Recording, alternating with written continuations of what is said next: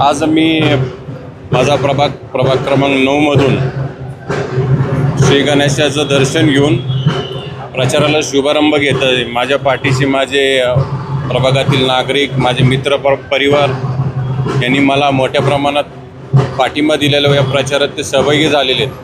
आता मी खरावडी, गांधीनगर व कामगार नगर या भागात पदयात्रेला या प्रचाराला सुरुवात करत आहे। येणाऱ्या सोमवारी आमचे नेते आदरणीय दादा राष्ट्रवादी काँग्रेस पक्षाकडून जे काही 4 उमेदवार फायनल करतील, तिकीट देतील, ते आम्ही सगळे एकत्र येऊन येत्या सोमवारी सकाळी 10 वाजता उमेदवारी अर्ज दाखल करणार आहोत।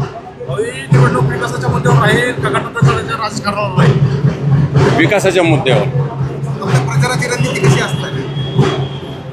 मी गेल्या 9 वर्षापासून या ठिकाणी काम करतोय। 2012ला निवडून 14 वर्ष झाले मी नगरसेवक आहे। माझ्या वडिलांनी 5 टर्म या ठिकाणी काम केलेले, तर 40 वर्ष आम्ही या भागात काम करतोय आणि काम दिसतंय लोकांना। लोक काम बघतील, विकास बघतील आणि मतदान देतील असं मला ठाम विश्वास आहे। प्रभागातील नागरिकांना काय आवाहन करा? प्रभागातील नागरिकांना आवाहन करतो की आमचं काम बघा, विकास बघा, तुम्हाला जो वेळ देतोय त्या माणसाकडे बघा, पक्षाला बघा आणि मतदान करा। विरोधकाकडून तुम्ही म्हणताय का जातं की गांधीनगर असेल, नेहरूनगर असेल यातील विकासच झाला नाही, त्यामुळं पुढे झालं नाही। नेहरूनगर आणि गांधीनगर या भागात विकास झाला नाही म्हणून विरोधक त्यांना दिसत नसेल तसं आम्ही खराडवाडी गांधीनगर भागात भारत माता नगर झोपडपट्टी पुनर्वसन केलेलं आहे।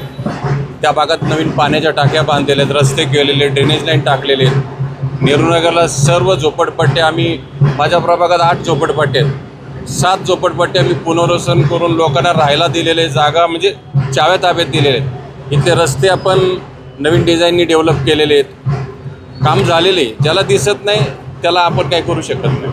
धन्यवाद।